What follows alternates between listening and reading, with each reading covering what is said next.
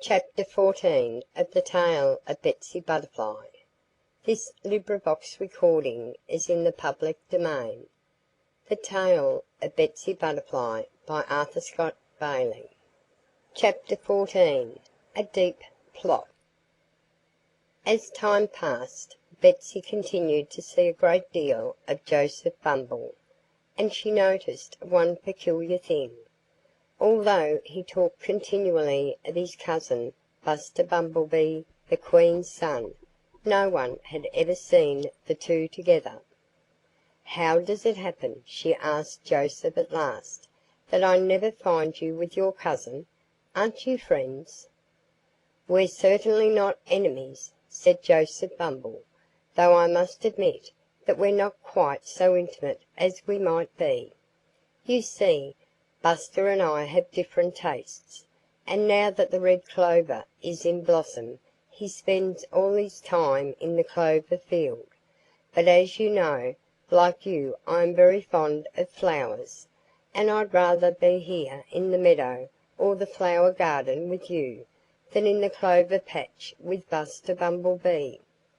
Naturally such an answer was bound to please Betsy Butterfly, and after that she bothered her head no more about the friendship between the two cousins.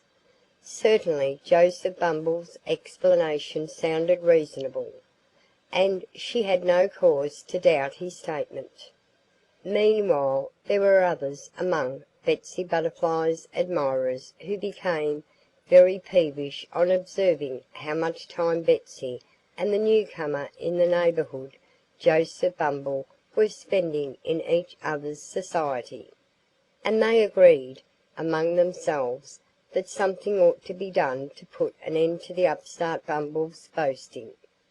"Betsy Butterfly thinks the fellow is a cousin of Buster Bumblebee's," said Chirpy Cricket, "but I've noticed that he and Buster are never together. Let's ask Buster to come over to the meadow so that he may meet this cousin of his. And then perhaps we'll learn something more about Joseph Bumble than we know now." Everyone said that that was a good plan, and Betsy's admirers chose Daddy Longlegs to call on Buster Bumblebee and invite him to a party to be given in the meadow the following day.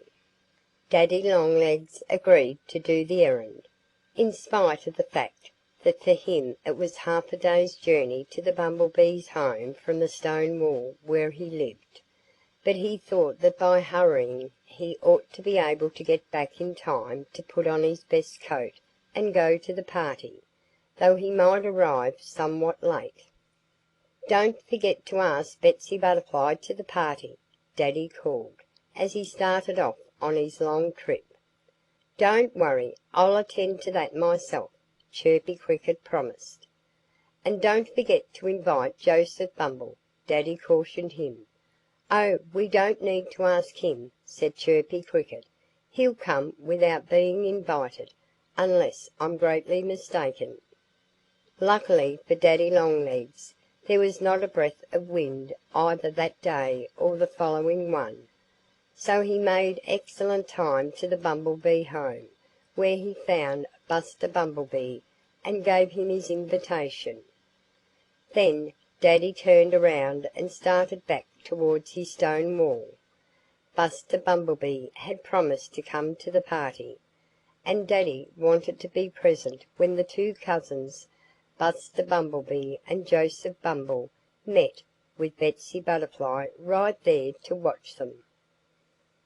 End of Chapter 14.